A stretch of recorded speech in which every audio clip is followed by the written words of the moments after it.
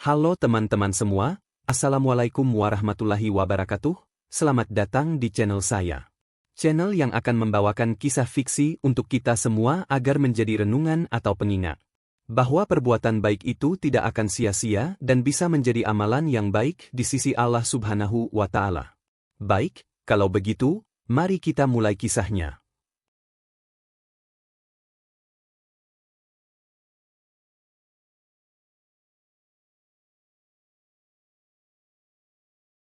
Hujan deras sore itu membasahi desa Cendana, menciptakan aroma tanah basah yang tajam dan segar. Di tengah derasnya hujan, seorang pria berdiri di tepi jalan berlumpur, matanya menatap jauh ke arah rumah-rumah sederhana di bukit desa itu. Warga sering menyebutnya aneh, bahkan bodoh. Bahkan beberapa menudingnya tak pantas menjadi pemimpin. Tapi sedikit yang tahu, setiap langkahnya syarat dengan makna, setiap senyumnya tersembunyi rahasia pengorbanan yang tak terduga. Pria itu adalah Pak Harun, ketua RT yang dikenal karena kesederhanaannya yang ekstrim. Sandal lusuh, baju robek di beberapa sisi, dan rumah kayu reot menjadi ciri keseharian yang tampak biasa. Namun, di balik itu semua, tersimpan hati yang mampu mengubah hidup banyak orang. Sejak awal menjabat, Pak Harun selalu menjadi pusat perbincangan. Warga tua menatapnya dengan skeptis, anak-anak menirunya dengan penasaran, dan beberapa orang dewasa terkadang menyindirnya. RT ini memang aneh.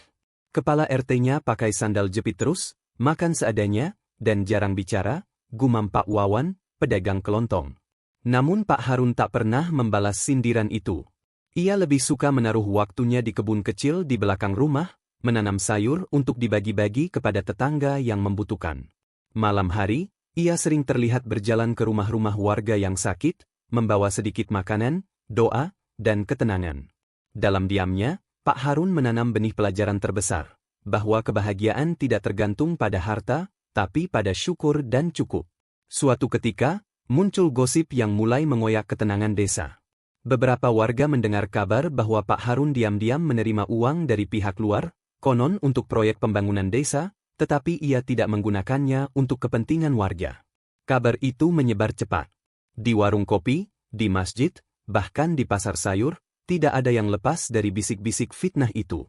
Dia pura-pura sederhana, tapi siapa tahu di belakang kita dia kaya raya, bisik seorang ibu sambil menatap Pak Harun dari jauh. Ketegangan meningkat. Warga mulai curiga, sebagian menahan diri, sebagian menuntut transparansi, dan beberapa bahkan menolak berbagi bantuan yang selama ini diberikan Pak Harun.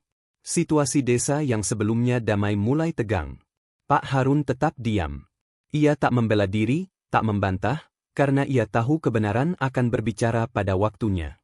Ia hanya terus melakukan apa yang ia yakini benar, memberi, berbagi, dan menenangkan hati yang gelisah. Hujan deras kembali mengguyur desa Cendana. Kali-kali meluap, sawah terendam, dan beberapa rumah mulai terancam longsor. Di saat kritis itu, warga mulai merasakan ketegangan dan rasa takut. Pak Harun, apa yang harus kami lakukan? Tanya seorang ibu. Suaranya bergetar, matanya basah. Pak Harun mengangkat tangan, menatap warga yang berkumpul di balai desa, dan berkata dengan tenang. Kita cukupkan apa yang ada. Saling bantu, jangan biarkan ketakutan menguasai hati. Allah bersama kita yang sabar dan bersyukur.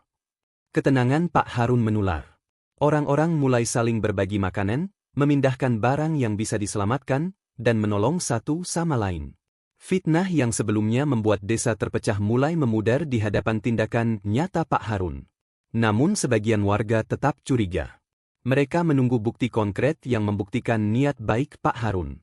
Dan bencana ini menjadi ujian besar. Apakah warga akan menilai dari gosip atau dari hati? Hari-hari berlalu.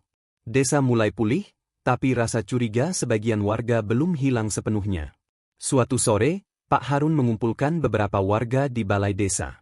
Di sana, ia mulai membuka beberapa dokumen dan bukti yang selama ini disimpan rapi, sebuah tabungan desa yang digunakan untuk membantu warga miskin, membayar sekolah anak yatim, dan memperbaiki rumah-rumah rusak.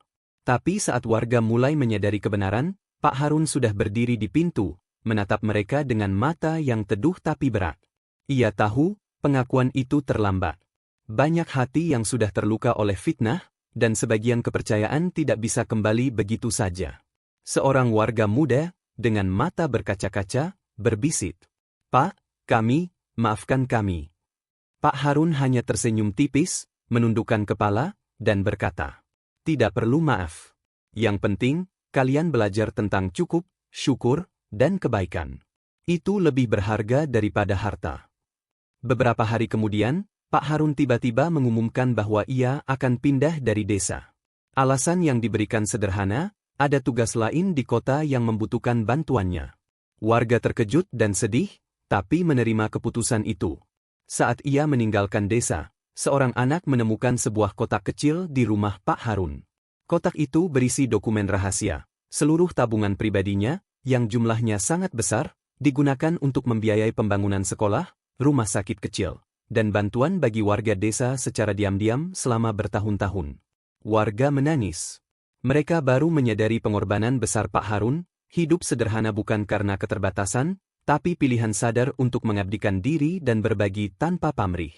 Fitnah yang pernah menghantui desa ternyata membuat mereka belajar lebih dalam tentang syukur, cukup, dan kebaikan.